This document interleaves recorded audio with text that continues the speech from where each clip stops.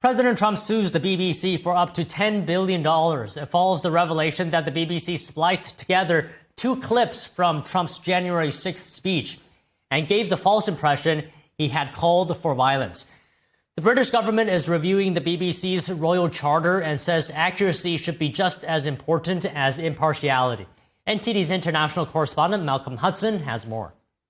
President Trump is suing the BBC for up to $10 billion in damages over selectively edited clips of one of his speeches. They actually have me speaking with words that I never said, and they got caught because I believe somebody at BBC said, "This is so bad, it has to be reported."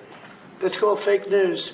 In the BBC's Panorama documentary show, they spliced together two clips of Trump's January 6, 2021 speech.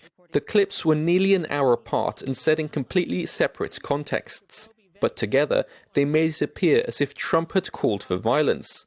The Panorama show omitted a section in which Trump called for peaceful protest.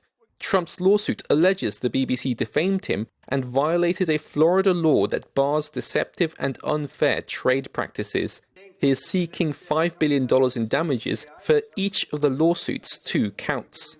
The BBC has previously apologized, saying the Panorama edit was an error of judgment and gave the mistaken impression that Trump had made a direct call for violent action. But the BBC has also said it believes there is no legal basis for Trump's lawsuit and will seek to defend the case.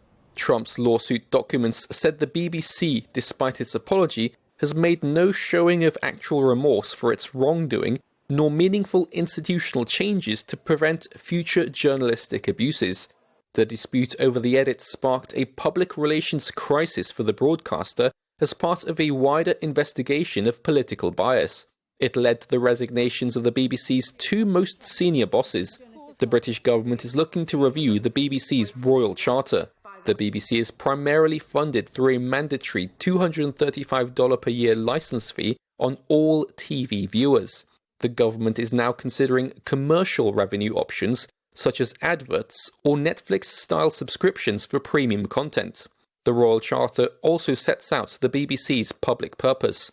The review suggests that the BBC Charter should be updated to ensure that accuracy is considered equally as important as impartiality.